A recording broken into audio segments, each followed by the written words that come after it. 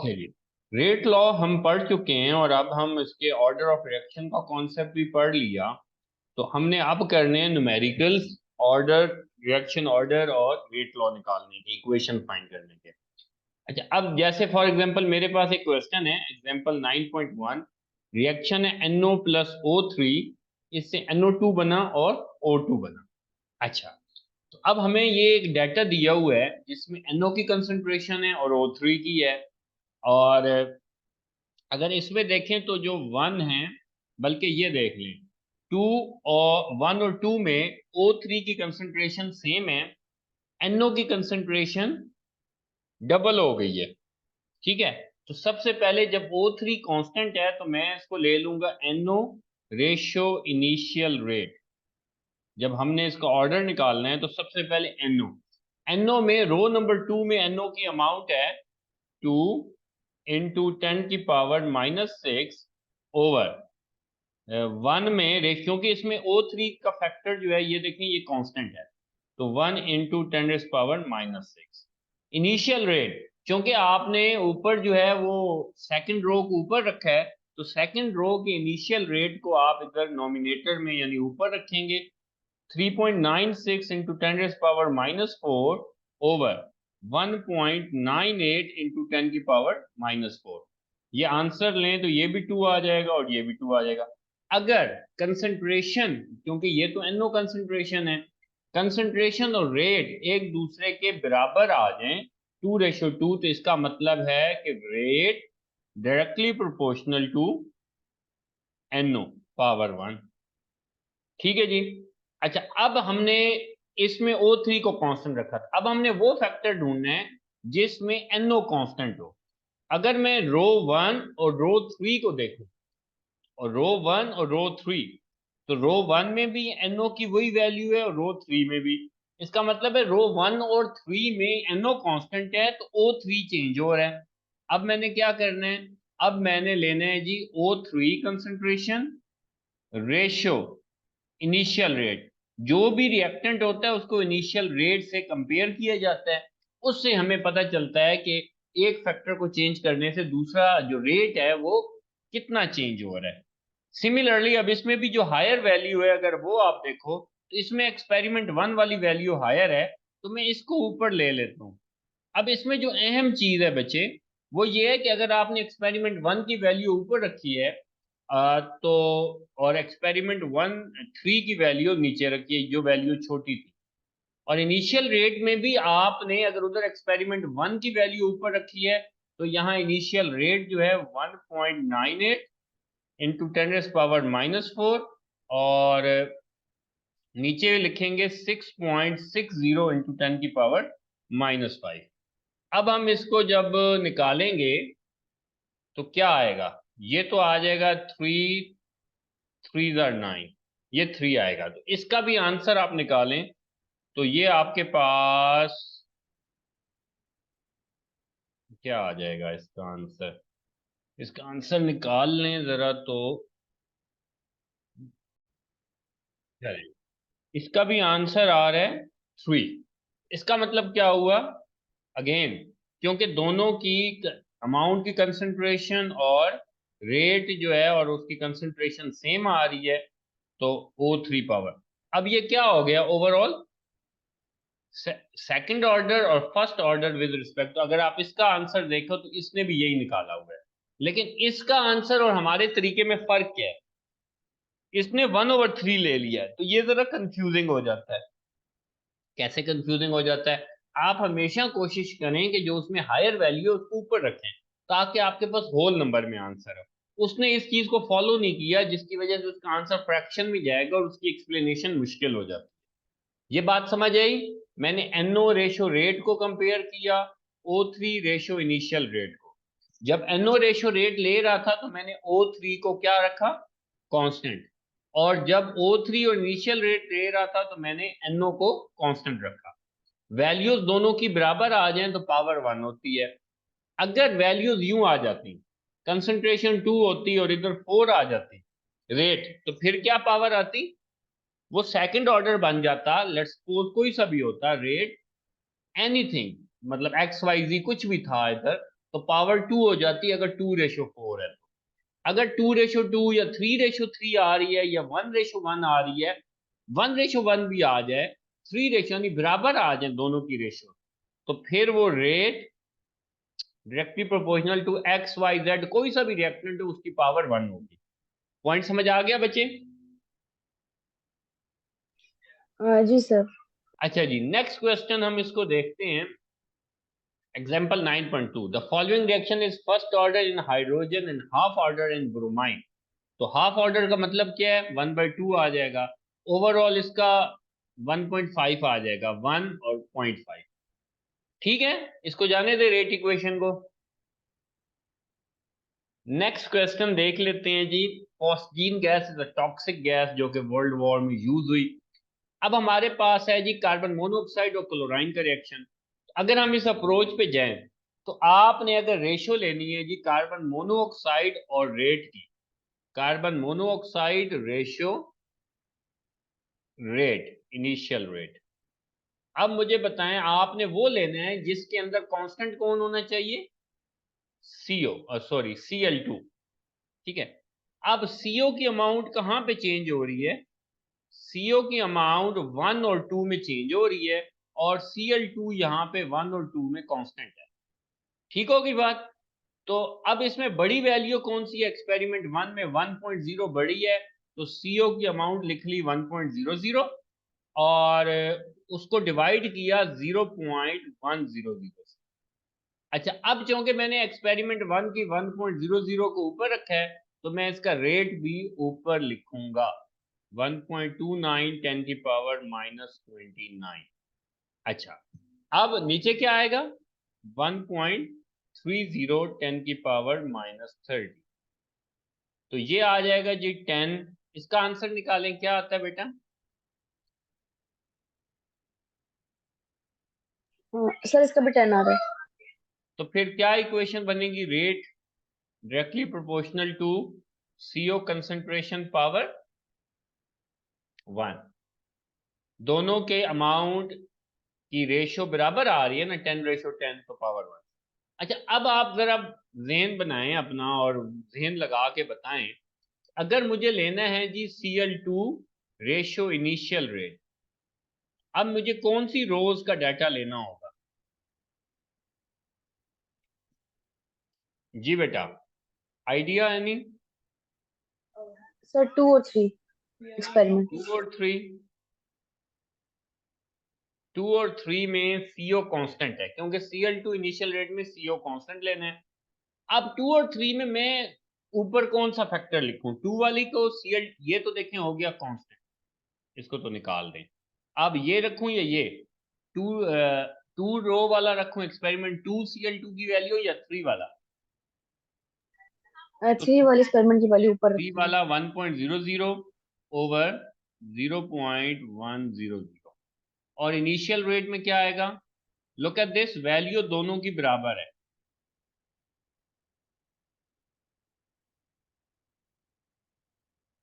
अच्छा जी, ये आ गया जी 10, ये आ गया 1। 10:10 नहीं है, बल्कि 10:1 है। अब जरा बात को समझें, अगर बराबर आ जाता है तो पावर क्या होगी, 1।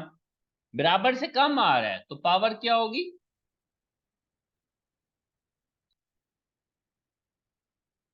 Power 0।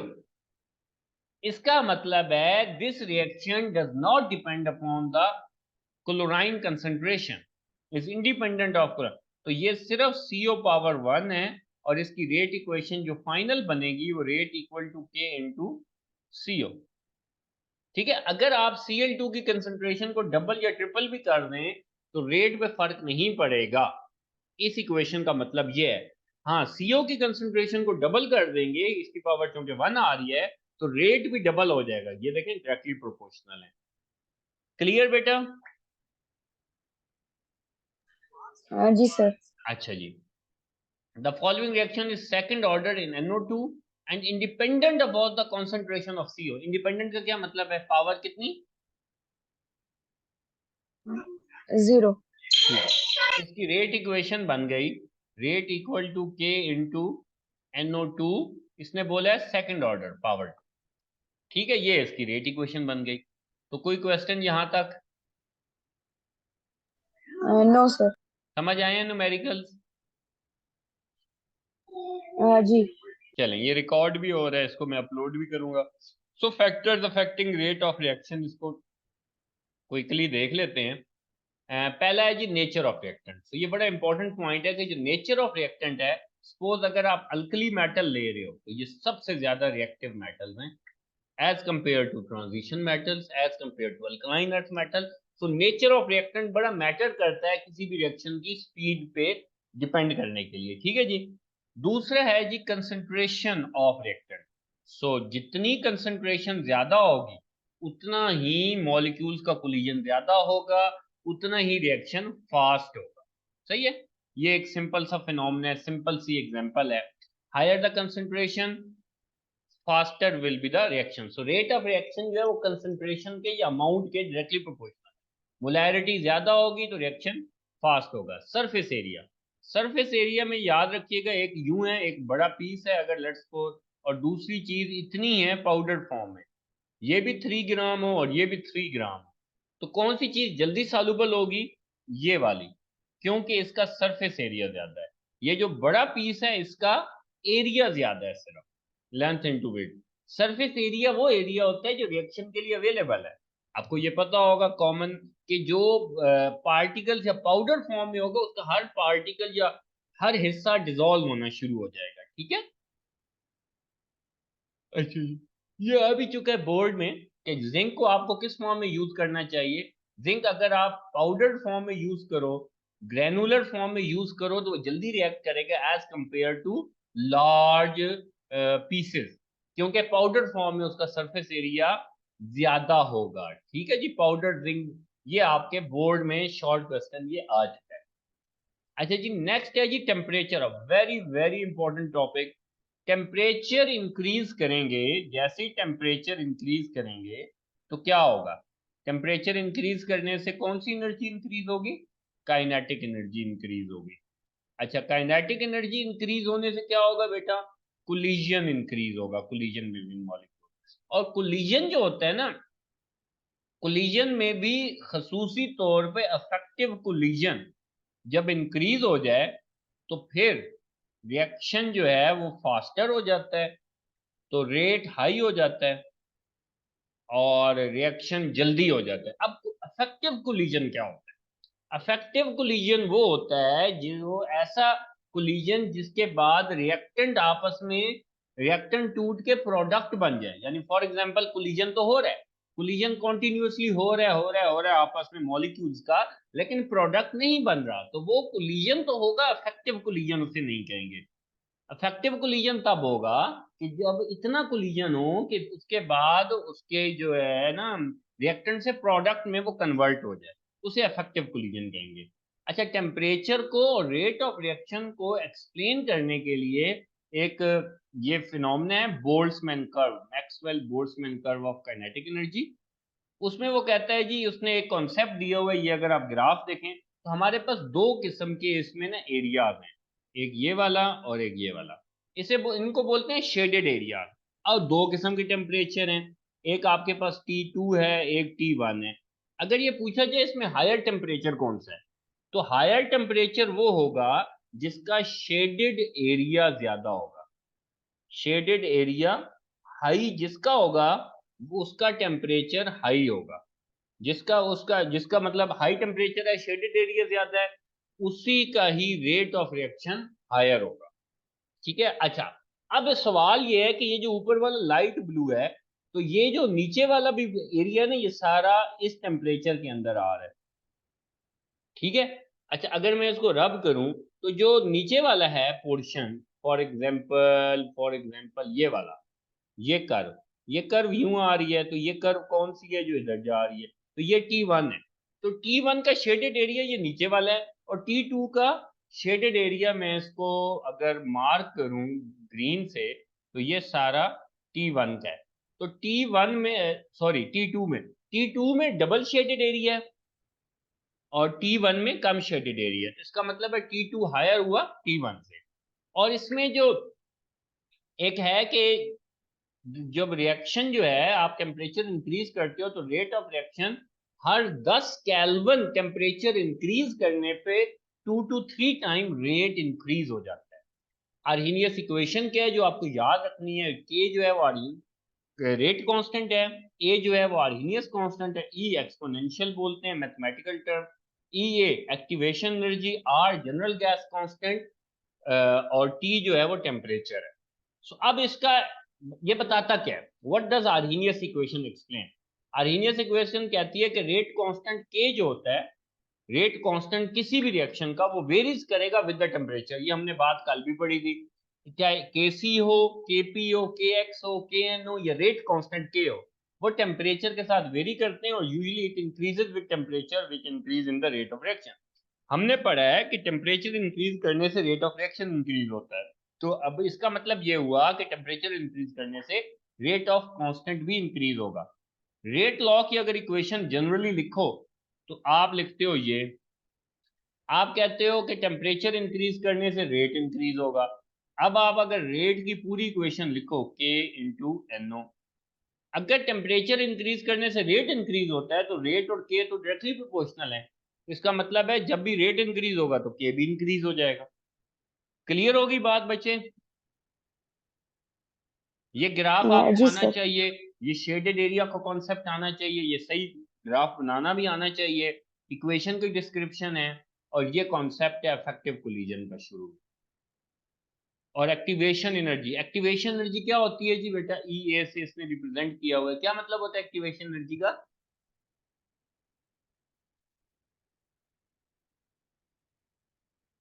The minimum amount of energy required for a reaction to react. ठीक है, किसी भी रिएक्टेंट को प्रोडक्ट में कन्वर्ट होने के लिए जो मिनिमम एनर्जी चाहिए उसको हम कहते हैं एनर्जी ऑफ एक्टिवेशन। और वो कब अचीव होती है? जब इफेक्टिव कोलिजन हो तो। Got it? कैटलिस्ट जो होता है वो रेट ऑफ रिएक्शन को इंक्रीज करता है, तो ये हमें पता है।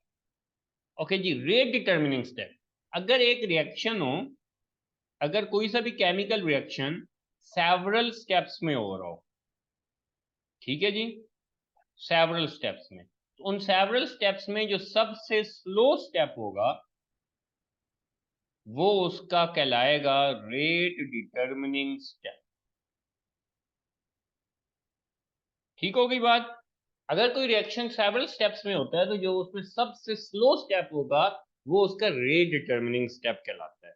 अगर मैं आपसे ये कहूं कि अगर एक रिएक्शन हो ही सिंगल स्टेप में तो फिर वो सिंगल स्टेप ही उसका रेट डिटर्मिनिंग स्टेप कहलाएगा। ये नहीं कहना कि सर इसमें स्लो नहीं है, वही उसका बस स्लो ही समझा जाएगा। ठीक है? और रेट डिटर्मिनिंग स्टेप में हम क्या कहते हैं जी? Path followed by the reactants in forming the product in chemical, उसको मैकेनिज्म कहते हैं। एक रिएक्शन किस पाथ में, किस रूट से कितने स्टेप्स के बाद प्रोडक्ट में कन्वर्ट होता है, the slow step of reaction mechanism which determine the overall rate. अच्छा, अब आपने करना क्या है, ये मेरे पास इक्वेशन है NO2 प्लस CO। अब इसकी रेट इक्वेशन बन रही है NO2 पावर 2, इसमें CO का जिक्र ही नहीं है। क्यों नहीं है? इसके लिए हमें देखना पड़ेगा कि ये रिएक्शन कितने स्टेप्स में हुआ है। लुक एट दिस, ये जो रिएक्शन हुआ है ये वाला, इसके आगे दो स्टेप्स हैं। स्टेप 1 में NO2 और NO2 का रिएक्शन हुआ जिसमें NO बना, NO3 बना और NO बना। NO3 ने CO से रिएक्शन किया, NO2 और CO2 बन गया। अगर आप इन दोनों इक्वेशंस को ऐड अप कर दें तो क्या होगा?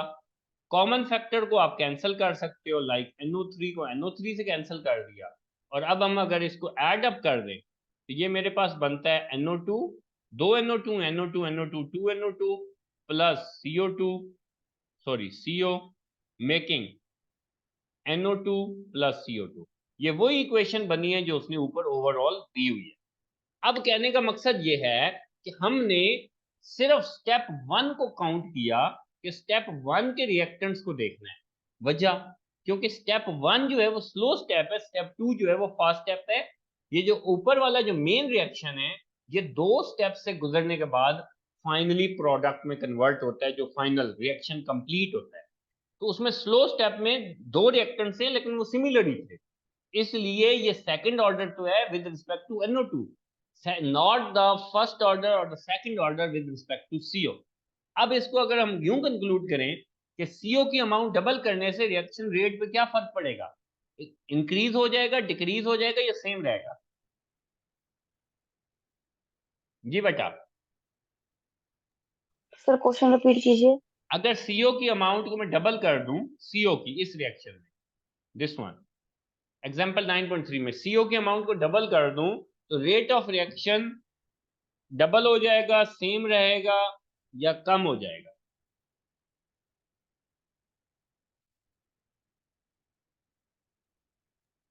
कम हो जाएगा। नहीं नहीं नहीं, देखो this reaction rate does not depend upon the CO concentration, ये हमें इसके नीचे वाली इक्वेशन बता रही है। तो सीओ की अमाउंट को आप डबल करें, ट्रिपल करें या 4 गुना 10 गुना भी कर दो, रेट ऑफ रिएक्शन पे फर्क नहीं पड़ेगा। अच्छा, अब जरा एक और बात वेरी इंपॉर्टेंट, अगर मैं NO2 की कंसंट्रेशन को डबल कर देता, NO2 की कंसंट्रेशन को डबल कर देता, तो क्या होगा? रेट ऑफ रिएक्शन इंक्रीज हो जाएगा। नहीं, कितना इंक्रीज होगा? डबल हो जाएगा।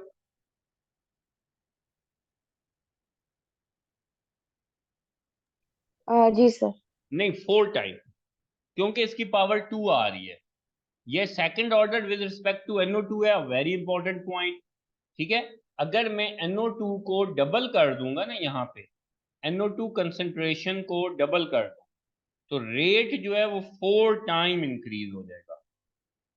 अगर NO2 की पावर 1 होती, इसको सुन लें, NO2 की पावर 1 होती तो डबल करने पे रेट भी डबल होता। ठीक है जी, लेकिन क्योंकि NO2 की पावर 2 है तो सिर्फ NO2 को डबल करने से रेट 4 टाइम इंक्रीज हो जाएगा। Got it? जी सर। चलिए, नेक्स्ट है जी एग्जांपल 9.4, हाइपोक्लोराइड ClO नेगेटिव, ये डिकम्पोज होता है ClO3 माइनस में एंड क्लोराइड आयन। अच्छा जी, अब इसके ये स्टेप्स दिए हुए हैं, select the rate determining step. अब इसने आपको ये इक्वेशन दे दी है, इस इक्वेशन के मुताबिक बताएं इसका रेट डिटर्मिनिंग स्टेप स्टेप 1 है या स्टेप 2 है?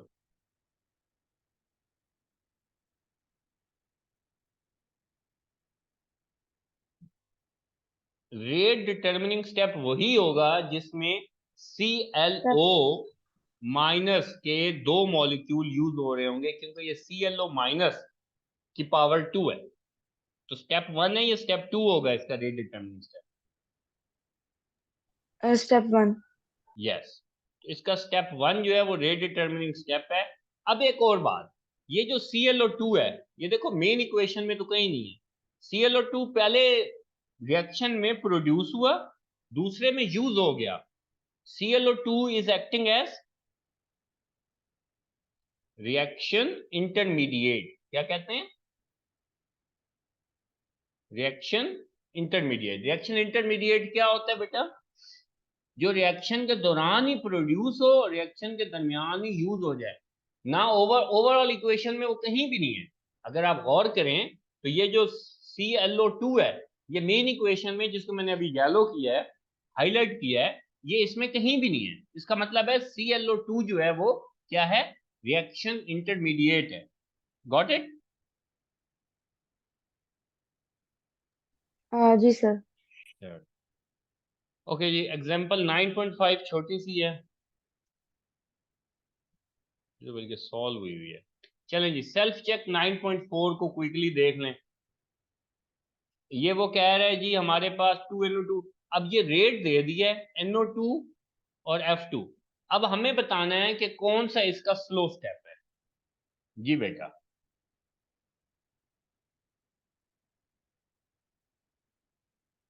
ABCD, आपने सी को टिक किया हुआ है। आप बताएं सी कैसे करेक्ट है, आपको कैसे लगता है? आपको बी ऑप्शन क्यों नहीं ठीक लग रहा? उसमें भी तो NO2 और F2 आ रहे हैं।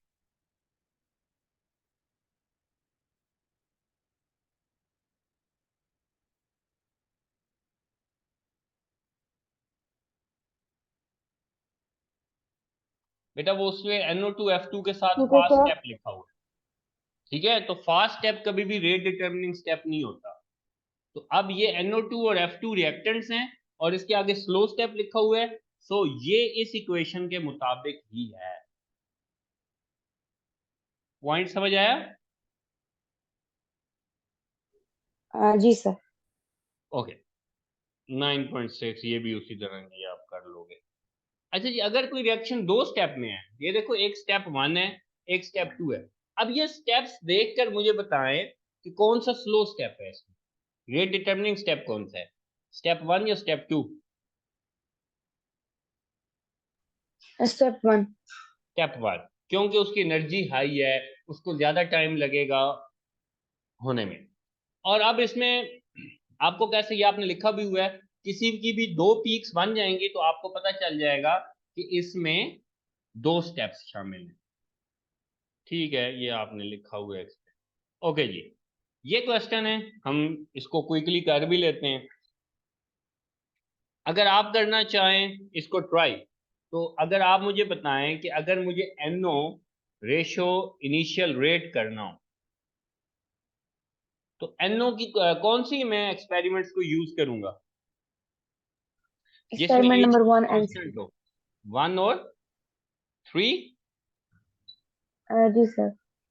अब मैं हायर अमाउंट है 0.025 over 0.0125 ratio 2.4 into 10 raised power minus 6 over 0.6 into 10 raised power minus 6, ये तो आ जाता है 2 और ये आ जाता है आई गेस 4।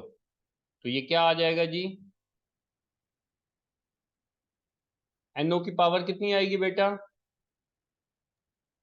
2। 2/2 आता तो मैं इसे पावर 1 लिखता, यहाँ 2/4 आ रहा है, क्या मतलब हुआ? जी पावर 2। हमारे पास सेकंड ऑर्डर है। जी बेटा,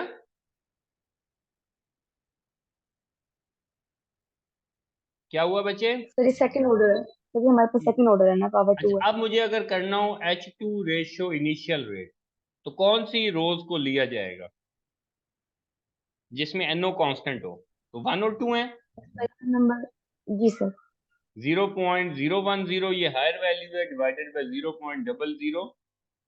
0.0050, इधर आ जाएगा जी 2.4 इंटू 10 पावर माइनस 6 ओवर 1.2 10 की पावर माइनस 6, ये आ जाएगा 2, ये भी आ जाएगा 2। तो क्या आंसर आएगा? Rate directly proportional to H2 power 1। ठीक है जी, ये इसने भी यही किए हुए हैं, बल्कि इसने NO का कहा, ठीक है। अच्छा, अब ये कह रहा है कि इसमें आपने ना कुछ छोटे मोटे आंसर देने हैं। वो ये देने हैं कि इसमें उसने, बल्कि मैं आपको एक एक्सरसाइज वाली दिखा देता हूँ क्विकली, ये तो आप करते ही रहोगे। अच्छा जी, यहाँ पे ये यहीं तक था, ये एक और भी पेज है, पूरा पेज है ये। अब आप कर लीजिएगा ये क्वेश्चंस एक्सरसाइज वाले, उम्मीद है आपसे हो